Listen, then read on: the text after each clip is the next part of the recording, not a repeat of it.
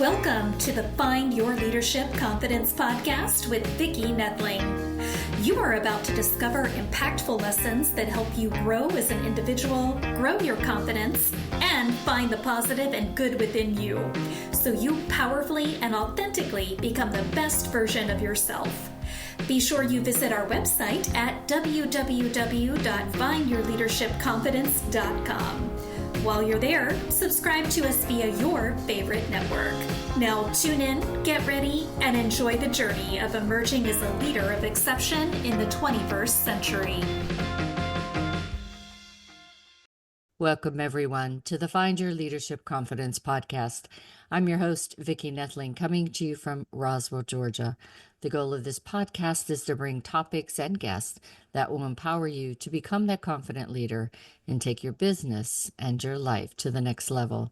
Today, I am excited to bring to you Wendy Leggett, and let me tell you just a little bit about Wendy.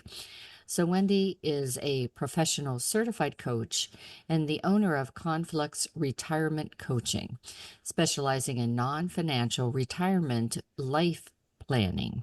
With 25 years of corporate sales leadership experience, she guides her clients through a fulfilling retirement transition, focusing on well-being, identity, feelings of purpose, connectiveness, and positive aging. Wendy holds advanced credentials from the Retirement Project, Retirement Life Plan, and Positive Intelligence, and co-authored the book, The Retirement Collective. So I'm sure you're going to want to take notes. Go get those papers and pens ready, and let's start talking about the key to a fulfilling retirement. Please join me in welcoming my guest, Wendy Leggett. Wendy, so excited to have you on. Oh, it's wonderful to be here. I appreciate the opportunity to share. Yeah, as I mentioned before we got started here, I retired in 2018, and I did take 2 years to do the typical retirement where, I traveled and I hung out and watched some Hallmark movies and things like that. And I just felt like there was something more that I needed to give back. And in my last years in the corporate world, I found that there were so many young individuals that had such potential, but really were not being mentored or coached or anything. And they were just, going about. And I thought, I should just give back. And so for me, it's not always about the money. Obviously, money helps us eat and live. But, there has to be that purpose. So let's just first delve into two easy questions. First is, where do you live? Where do you call home right now? Huntington Beach, California. So Southern. Yes, I know that area very well. And share a little bit. We just gave a brief intro, but talk about your journey that led you to do what you do today. What was that moment, that pivotal time when it said, as I just mentioned, I have more to give, and I need to help my fellow retirees to have that fulfilling time.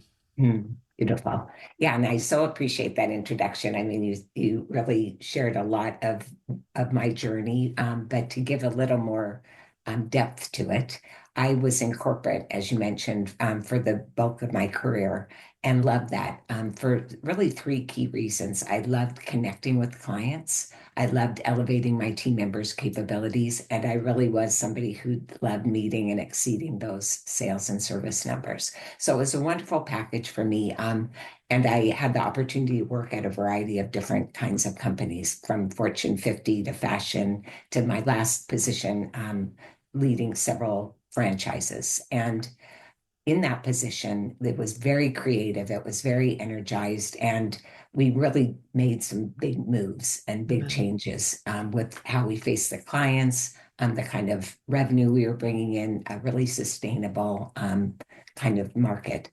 That was probably the kiss of death because the owners, we were doing so well that it was a perfect time. It primed them to sell.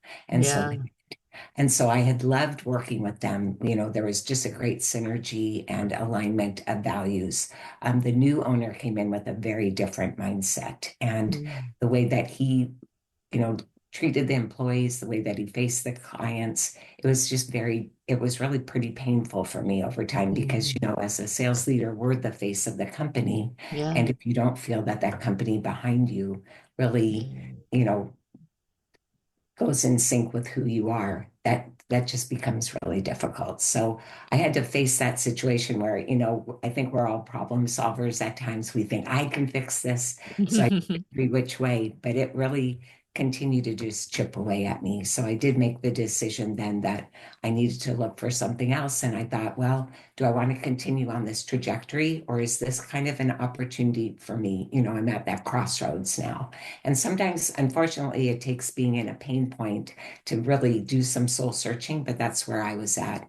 I discovered coaching, which I had always worked with consultants, but I hadn't really worked with a coach. And I thought, oh my gosh, this is something I can go back to school and become certified in. And so Yeah. that's what I did. And then flash forward, working with business coaching. I saw a lot of the clients, as you mentioned, kind of struggling or not really defined about what their next chapter would be like. And then I discovered that there's a thing called retirement life coaching. And so got several certifications on that. I'm affiliated with an organization, the Retirement Coaches Association, that's just phenomenal, really making some strides in that area. And so, Mm. so that's what I'm doing. I founded Conflux Retirement Coaching about 6 years ago, and Mhm. just have really, really loved every minute of it. So, And if you think about it, we baby boomers, or at least I'm a baby boomer, there's a lot of us. And, yeah, and facing the idea of retirement, but also with COVID, a lot of people reassessed their life. And for me, entrepreneurship was just such a perfect transition from the 40 some years that I was in corporate, mm, using the skills. And I was associated in a couple of my careers with franchises and saw the struggles that franchisees have.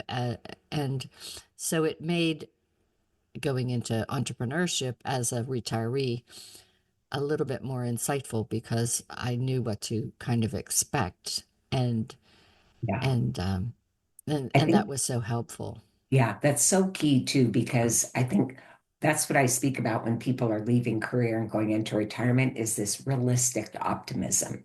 So Hmm. that yes, they're excited, but they also have some of that reality because 1 in 3 struggle in retirement. So, like you were sharing, you went through that honeymoon phase of those 2 years where you were traveling and enjoying, and then you say, wow, is this all there is? Or what more can I do? Or who am I and how can I bring myself into the world? And so that's the piece I think that I really want to impart upon people, that it isn't, just endless weekends, leisure travel, or on the other end of the spectrum, that pessimistic view that it's about loss and aging and 1 foot into the grave. So let's bring it to the middle with realistic optimism. But that's by having a vision and by really digging deep and saying, what do I want? And so I think that that's really key. And it sounds like that's what you've done, and then you impart that with your listeners and your clients. Yeah, and what I found too is, um, as I said, I had a long career in corporate, and my last 27 years was at a large company the first years of that, I worked for the board of directors where these people had been with the company 35, 45 years, made lots of money. And the year that they retired, a lot of them passed on because there So was not true. that purpose. Yes. They led organizations, they led teams, and now they had no one to lead. And granted, playing golf and things like that is wonderful, but a lot of times, the golf game was centered around making deals Mm, and connections and relationships, and now, that wasn't there either. So, good for point. me, I think I always had in my mind that there would be something else. Yeah, Um, beautiful. Well, and it is that idea. I call it being the CEO of you, really leading yourself and making those decisions. And so that's what I love about the messaging that you bring to people is really being that leader. But we don't have to look at it just in a business setting. We can yeah. look at it that we're really now at choice, but we have to have that vision, and then we have to step into it, so not just have the insights about what we want, but then take action as well. And so all of those are really key areas that people oftentimes it's baked into work, purpose is baked into work, the structure is baked in, the connections like you're speaking about are baked in. And when we leave that behind, people can often feel like they've left pieces of themselves behind. So it's vitally important that we have that full view and step into retirement with that plan and vision. So let's just talk a little bit more about that life planning that you really need to do, not just for the short term, but we're healthier, we're living longer. So that long term of how can we stay well? How can we stay healthy and vital and happy? Yes, yeah. And I think of it as kind of a runway to retirement when we're in career, and then a runway to elderhood when we're in retirement. Because if we start those patterns in place and key in on having that balance and having things besides the work and besides the paycheck, and do that as early as possible, then we've got those patterns and habits that serve us, and they will serve us in the long term. But you're right.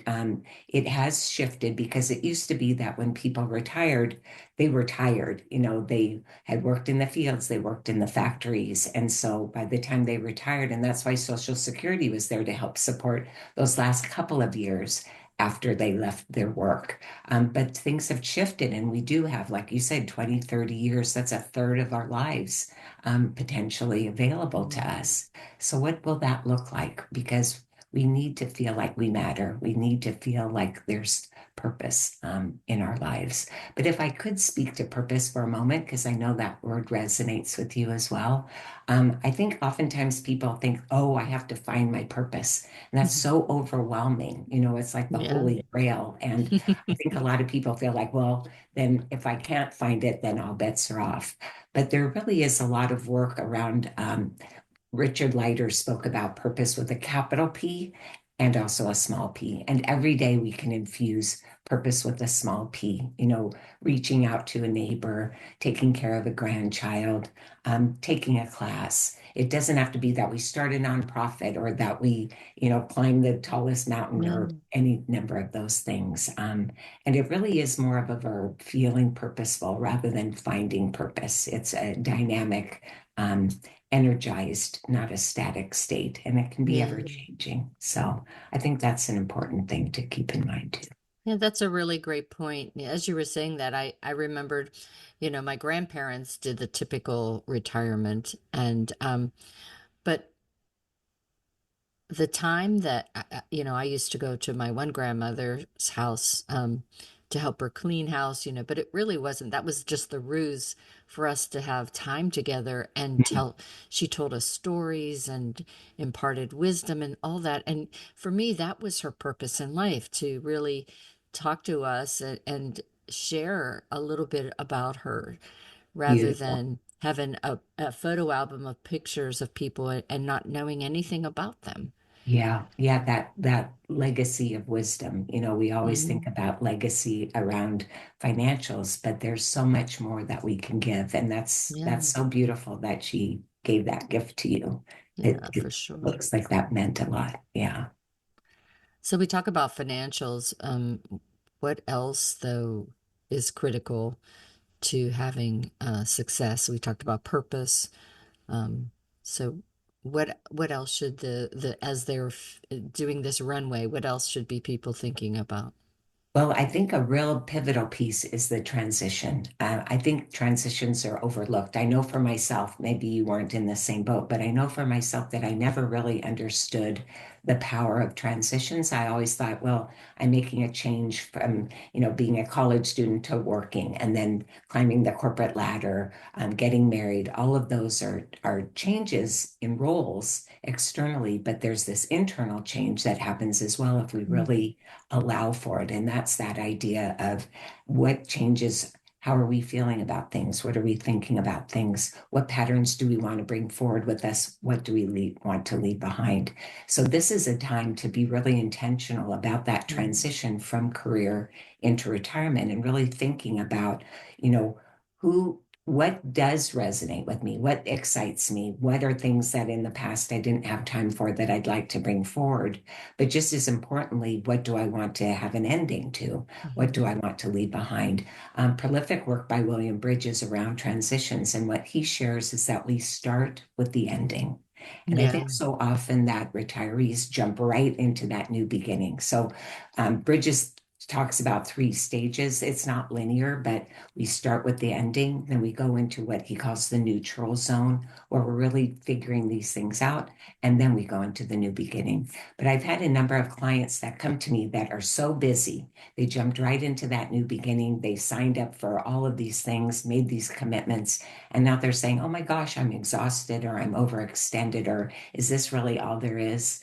I might as well be back working and get paid for it. And I think that's where we need to take that time to have closure. That's why rituals like a retirement party or writing letters of thanks to coworkers, whatever that might be, but having that closure and at the same time saying what patterns don't serve me, that busyness factor at work. Let's really explore that and determine, does that work for me going forward? Mm-hmm. So transitions are important. And I mentioned that neutral zone that Bridges talks about. Bruce Feiler calls it the messy middle, because it's a time of confusion or frustration or overwhelm or excitement, but really allowing ourselves to go through some of that exploration and those feelings. I think, as you mentioned, baby boomers, and I think baby boomers and Gen X's were not raised with positive psychology, weren't raised to give our emotions the due that they should have, the attention, because emotions are neither good or bad. They're just signals that something needs more attention. And so I think that that's an important time for people as they move into retirement as well, is to really key in, how am I feeling? What am I grappling with here? What obstacles or opportunities are coming up for me? So I've mentioned that really quickly, but transitions I think are really key.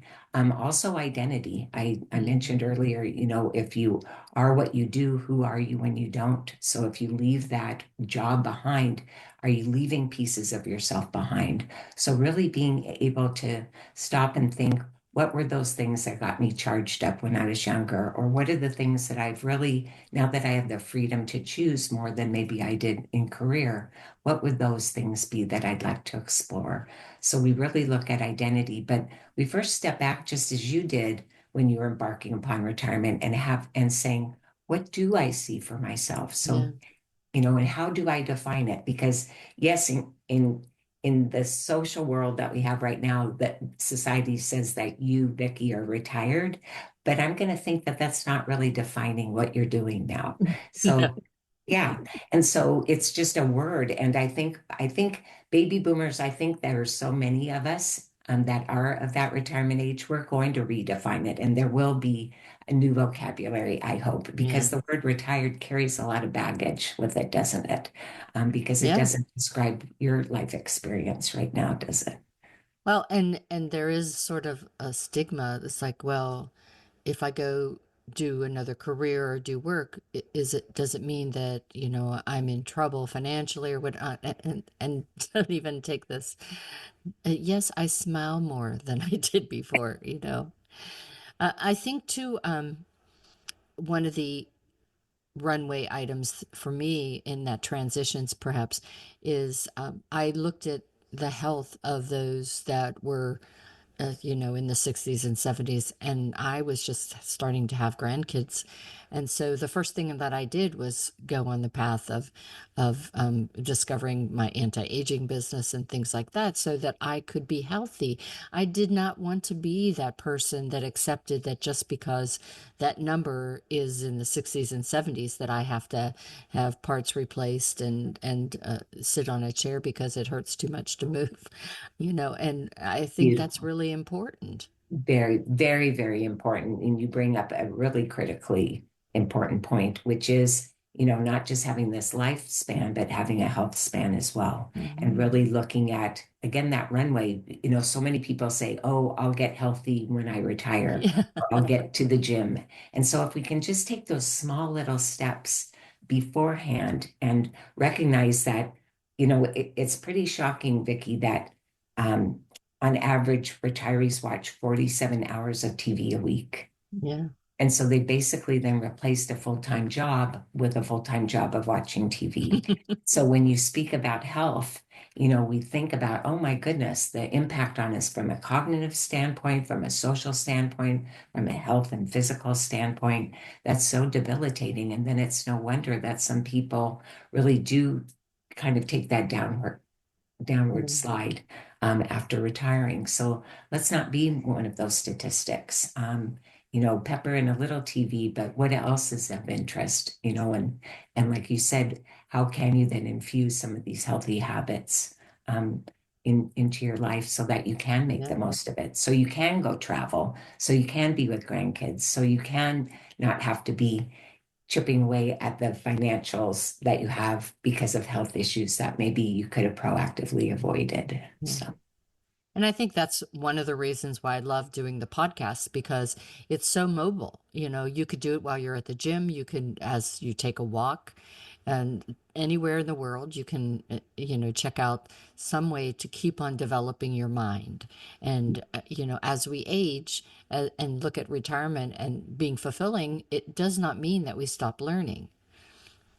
Yeah, I think you kind of touched upon that idea of mindset, and like how do we view things? And do we say, oh, because of the age, that defines who I'm to be and how I'm to act and what's going to be in my life?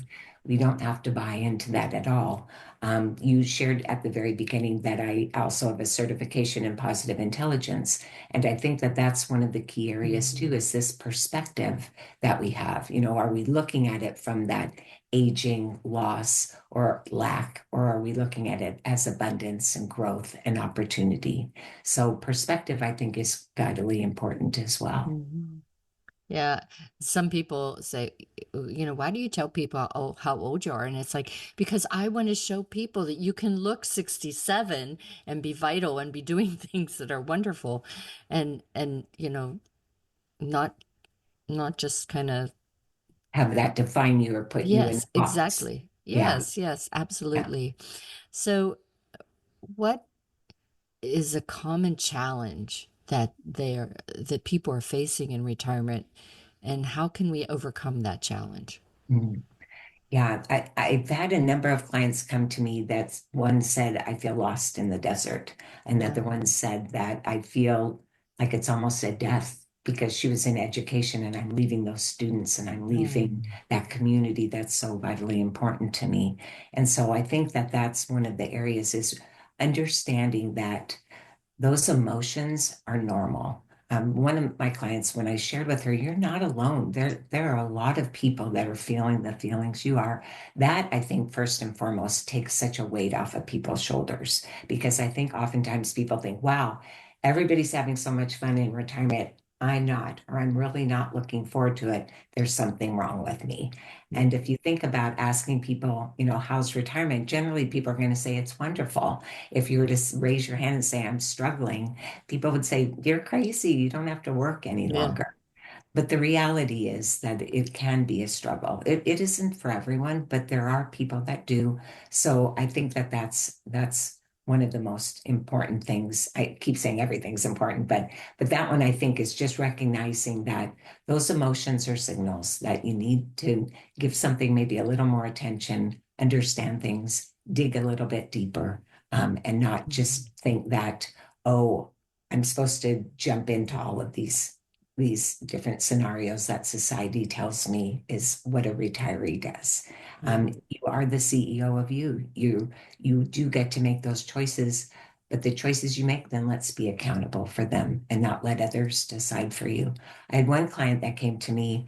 We started working together, and it became very clear to me that she wasn't ready to retire. Her family was putting a lot of pressure on her to retire. They had all retired early, and they said, "Hey, you got to come, join us." Join the party.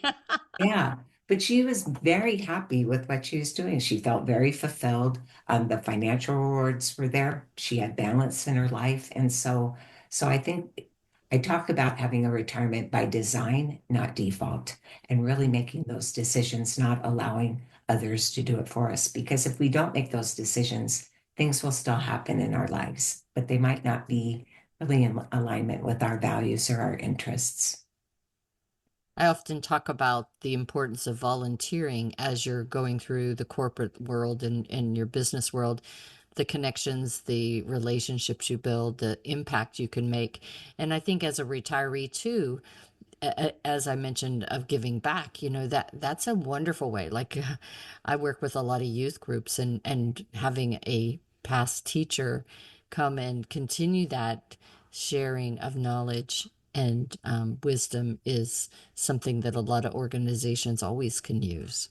Yeah, and I think that so often people say, "Well, I don't volunteer," and I understand if they haven't, exercised that muscle, but at the same time, it doesn't mean that you can't put a toe in, and that's what I always share is just experiment rather than going all in and then Yeah. feeling trapped maybe or feeling resigned to things or that it's just not fulfilling.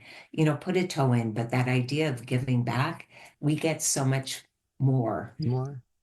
when we give. And so I think that that's really an important one. You also brought up connection, and we know that when we leave work, we're going to leave a lot of those connections behind. We aren't going to have that shared goal that we had before, or the language that we shared, or even just the easy access to people. And so it is important that we really look at the quality and quantity of our friends, and how we can make fresh friends, how we can deepen the relationships we have.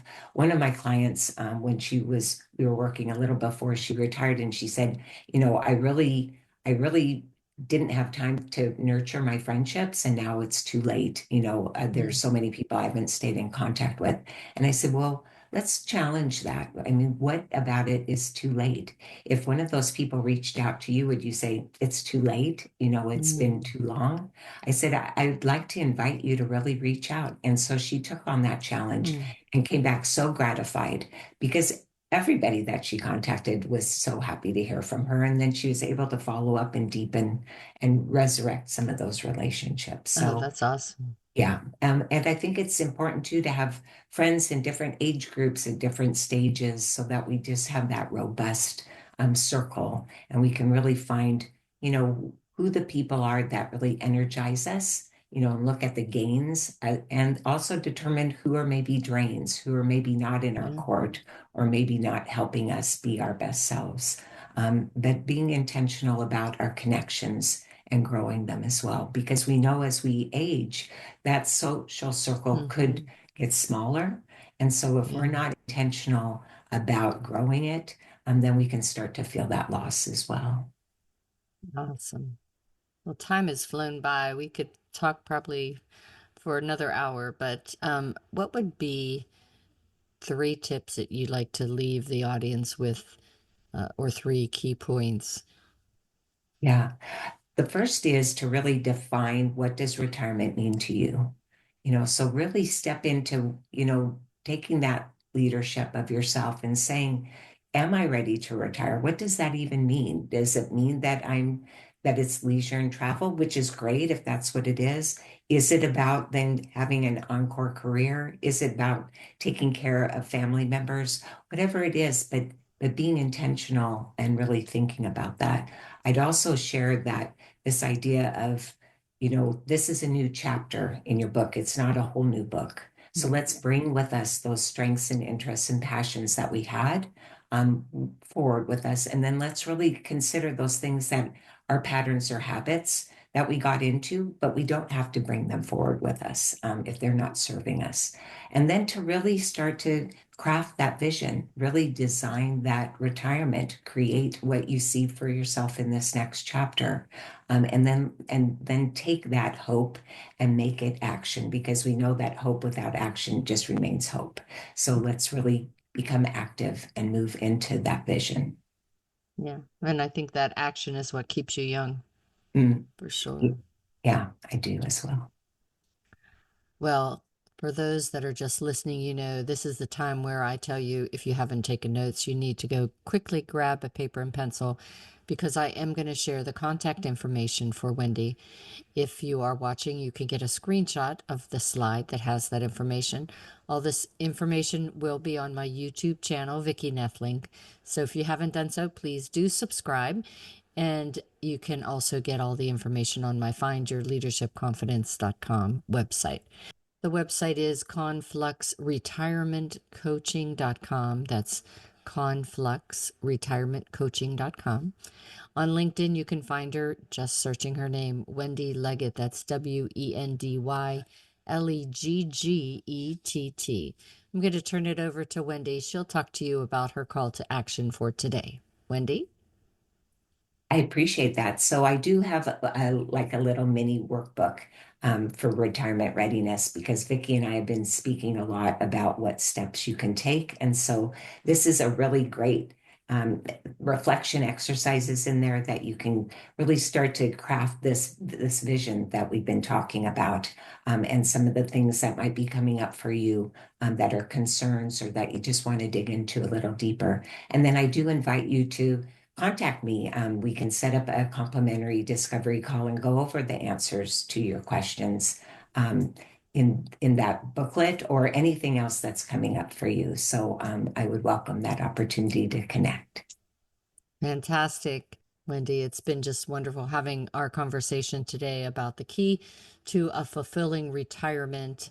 You gave a lot of information about those that are maybe just thinking about it, to those that are just in it, as well as maybe those that are trying to get to be fulfilled in their retirement. So thank you so much for all of your information shared today. Oh, I appreciate it. I loved your questions and your insights as well, and just appreciate the opportunity to raise that visibility around what that next chapter could look like. And as I always end, life is a journey, and it's up to you to enjoy the ride. This is Vicki Noethling, signing off. Thank you for tuning into the Find Your Leadership Confidence podcast with Vicki Noethling, where we share impactful lessons that help you grow as an individual, grow your confidence, and find the positive and good within you so you powerfully and authentically become the best version of yourself. Remember to visit our website at www.findyourleadershipconfidence.com and enjoy even more great episodes like this one. Again, while you're here, subscribe to us via your favorite network. We look forward to seeing you next time on the Find Your Leadership Confidence podcast.